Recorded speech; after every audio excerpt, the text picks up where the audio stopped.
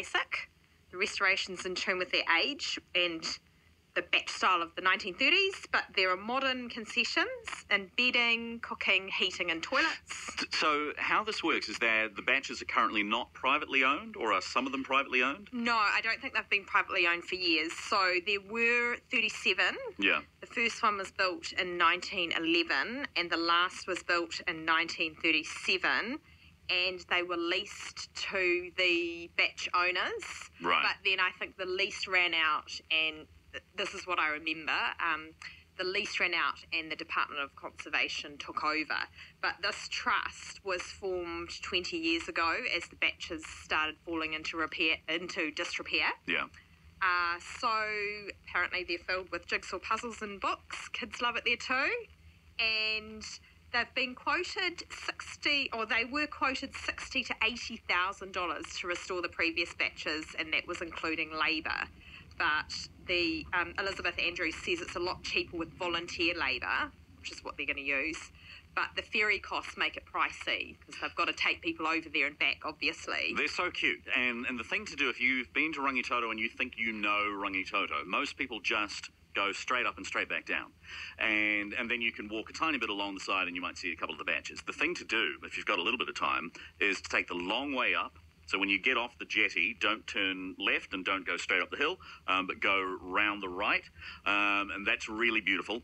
Once you're at the top, then take the long way back down, not the way that you came and not this direct route back to the ferry, and then you'll see all the batches. And you'll also see a couple of beautiful little beaches and little bays. You'll see the lighthouse, the forest and the mosses and everything. It's so, so beautiful. But that's where, I mean, to me, if you're staying in one of those batches, which is about a 2-hour walk from the ferry, but you've got your own essentially private beach, be amazing with the forest. It's so beautiful. It would be, yeah. So people have until February 12th to make public submissions.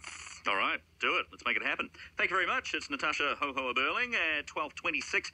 We've got the headlines in a moment. We'll get to some text messages as well on 9292 in response to the editorial about the travellers or the unruly tourist. I'll read you one now.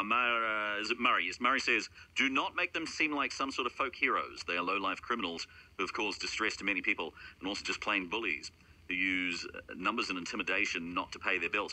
All of that is true, while also I think in the complicated reality that is the human brain, that it is possible actually to find it funny. I mean, I'm so fascinated by them while also being repulsed by them, and you know, they've got to be deported. But the entertainment factor can't be denied. Or perhaps it can. 9292, thank you for the text. We'll be back in just a moment. Headlines in a moment as well, and then we will go to Rowena Duncan from thecountry.co.nz, and there's a new study into the impact of M. bovis. Did you know? Go on! Eco-Mist doesn't just kill flies in your house, it also kills ants and cockroaches and spiders.